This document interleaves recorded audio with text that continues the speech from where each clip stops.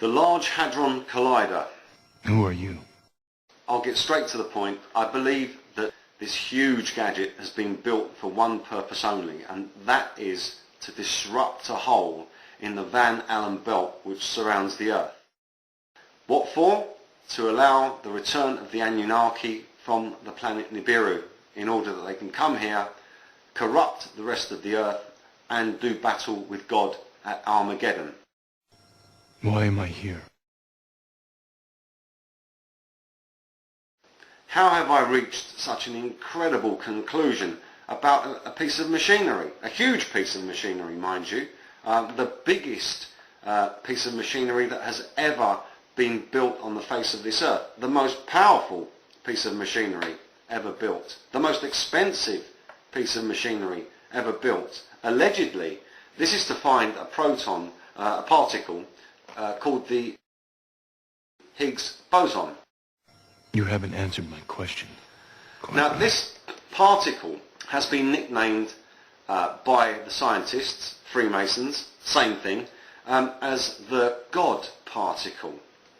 That's the first point I'd just like to cover here. If you comprehend this, you'll understand that what they're telling you is that there is no God. There are only two possible explanations. There were 5 months before. Either no one told me, or no one knows. So, that's the first thing. This is a satanic lie to take your mind away from the Lord Jesus Christ and onto some particle that may or may not exist. You can't make me do anything like Choice. The problem is choice. There is a particle that's responsible for creating all of us. Secondly, we're told that this device can create micro black holes. But it's all right, because these micro black holes are so small that they will evaporate. What rubbish! A schoolboy knows that a black hole is a collapsed star, but it has incredible mass beyond measurement, which can drag anything. Apparently it can even bend light. That's how powerful it is, but it's made of mass. Now, this machine is a particle accelerator, not a mass collector. So it's not going to create a black hole. That's not possible. Okay, so they're telling us that micro black holes would appear. Rubbish, absolute rubbish. Don't believe it for a moment. The Oracle. Moving on to the next bit, we're told that it could open gateways, a stargate, to another dimension, to another universe. Well, it depends what you comprehend as a dimension. Yeah, again, this is all deceptive. Let's just take one look here before I come back to this. 33 countries participated in the building of this device. 33 just happens to be the highest Masonic number. This is about Zion. The person overseeing this project has the title Director General. Well, Director General is a Masonic title. Bullshit. Bullshit. Let's get back to these dimensions and dimensional travel. I'll explain to you what a dimension really is. Okay, this is a physical machine, and it is capable of physical functionality. It's not capable of spiritual functionality. Okay, so whatever this dimension and this stargate is going to be, it's going to be physical. And the reason that I believe that this is the case is, like I said at the beginning, that this device is so huge and powerful. It's a giant electromagnet.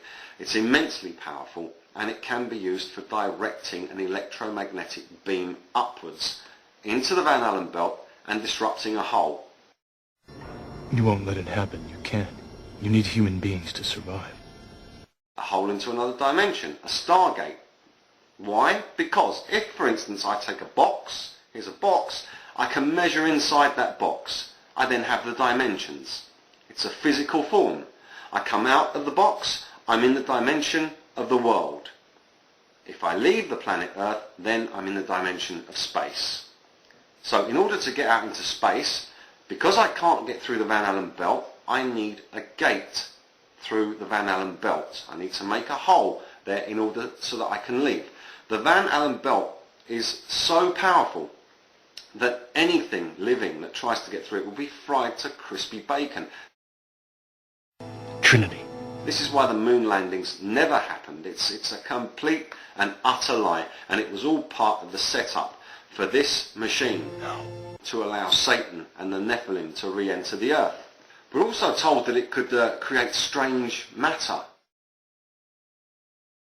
Well, what's that supposed to mean? What is strange matter? The only thing that could be strange that would come into this earth would be the Nephilim and Satan. They are strange matter to this earth. The fallen angels came from somewhere else, and the Bible tells us about the angels that left their first place and sinned against God. Well, they left their first place. Obviously, they came here. It says so in Genesis 6, and they took the women because they were beautiful. They lusted after them. They had sex with them, and they had children with them. The firstborn being the great giants who ate people. They were an abomination. They caused desolation everywhere that they went. So how did they get here? They just fell from the sky? Well, that's ridiculous nonsense. They must have come from somewhere.